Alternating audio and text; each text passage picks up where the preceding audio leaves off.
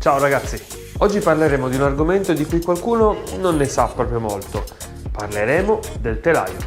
Che sia per auto o per moto, il telaio è una di quelle parti fondamentali. Si può dire che sia lo scheletro del veicolo. Oggi ci concentreremo sulle moto e vedremo le varie differenze tra i telai.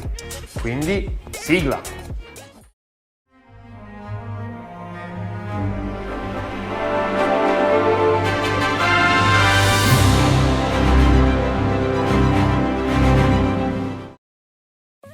Ora, prima di iniziare vorrei dirvi una cosa. Grazie al video della settimana scorsa ho scoperto che molti non guardano i miei video fino in fondo, perciò vi dirò adesso quello che in genere vi dico alla fine.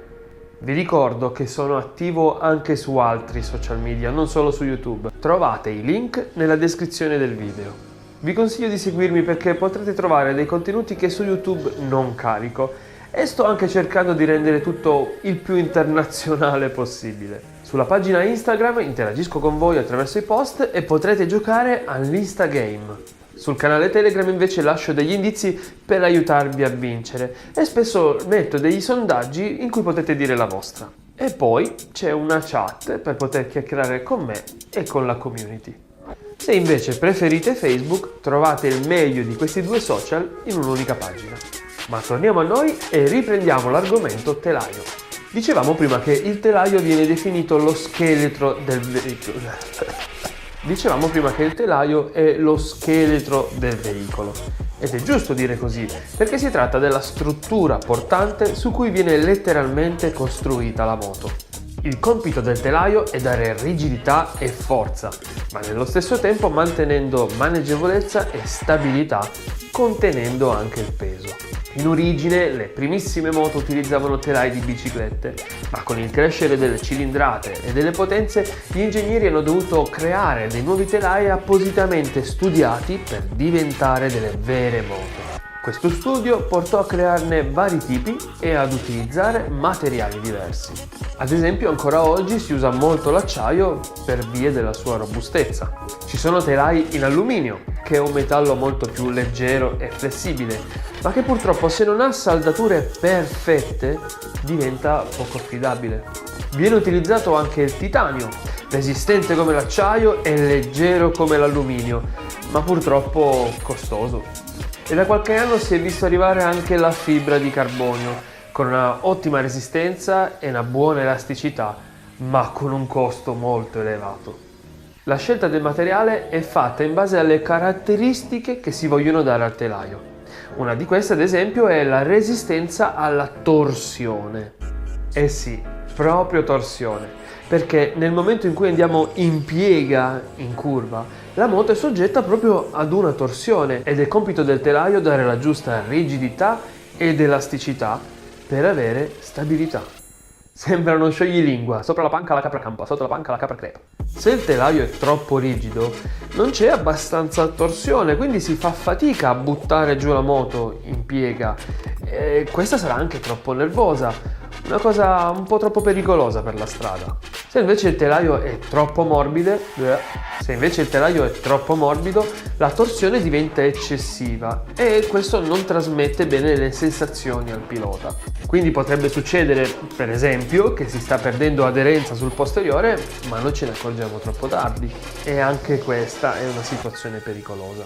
Ecco perché nelle competizioni di prototipi, come ad esempio la MotoGP, ogni anno o cambiano o modificano il telaio, proprio per trovare il giusto compromesso. Però non esiste il telaio perfetto.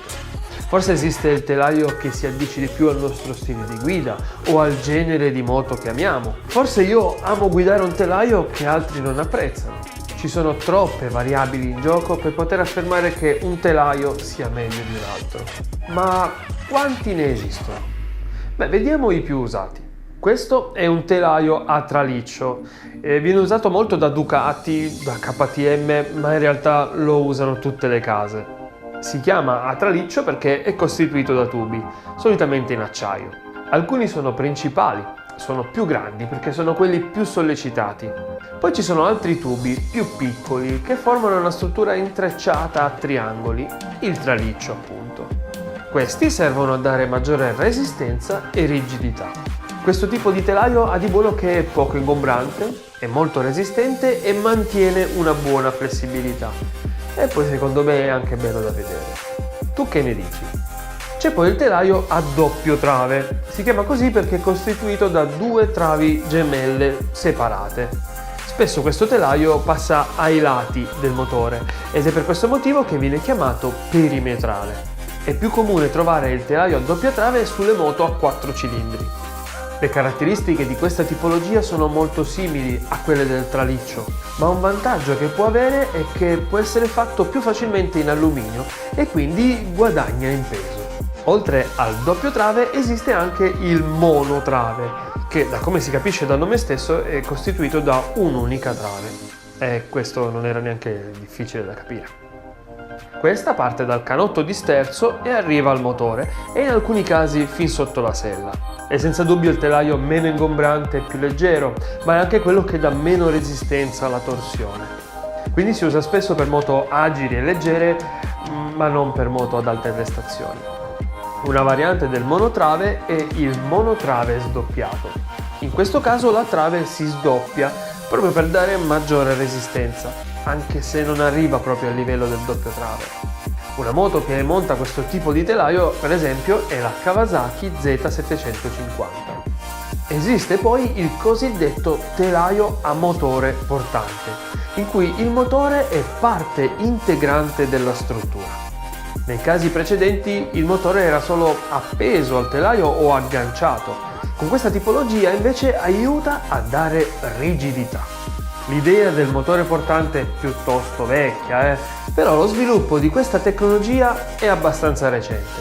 Ducati lo utilizzò nel 2003 sulle sue MotoGP e nel 2012 lo portò per la prima volta su una moto di serie, la Panigale. In questo modo il telaio è molto meno ingombrante ed anche molto più leggero, ma si riesce comunque ad ottenere un ottimo compromesso tra rigidità e maneggevolezza. Questi sono quelli maggiormente usati. Praticamente ogni moto che incontri per strada ha uno di questi telai. Ma esistono anche delle eccezioni, telai particolari, come ad esempio quello ad omega. Anzi, se ricordi, ne ho parlato già in questo video. Ho scatenato una guerra con quel video. In quel caso, dato che quella moto ha un forcellone anche sull'anteriore, hanno dovuto creare un telaio speciale, utile solo per quel tipo di moto, ma comunque con caratteristiche simili agli altri telai. Ora, dato che sappiamo qualcosa in più su questa parte fondamentale delle moto, mettiamolo a frutto. La prossima volta che sali sulla tua moto, non concentrarti solo sul motore o sul cambio. Prova a sentirla. Come si comporta quando muovi il peso del corpo? Quando la spingi in piega o la tiri su? O quando la senti muoversi? In questo modo potrai apprezzare le caratteristiche del tuo telaio. Ora però dimmi, quale tipo di telaio preferisci? Ora però arrivati a questo punto vorrei sicuramente sapere se sei tra i vincitori dell'Instagame. Questa settimana ho chiesto qual è l'auto più venduta della storia?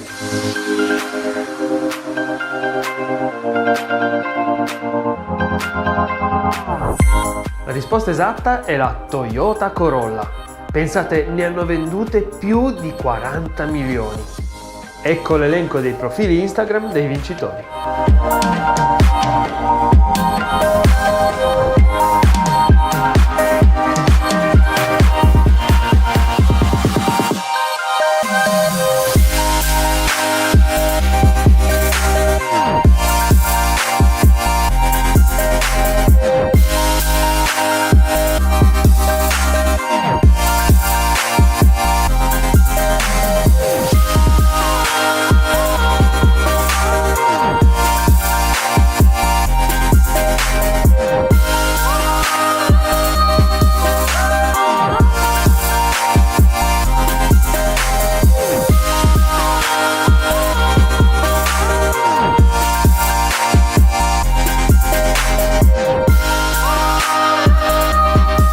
Complimenti a tutti voi! E tu? Sei in elenco? Scrivimelo nei commenti! Ti ricordo ancora di cliccare qua sotto nei link dei social e di iscriverti per non perderti i prossimi video. Ci vediamo venerdì prossimo, sempre a mezzogiorno puntuali, e intanto ci vediamo su strada.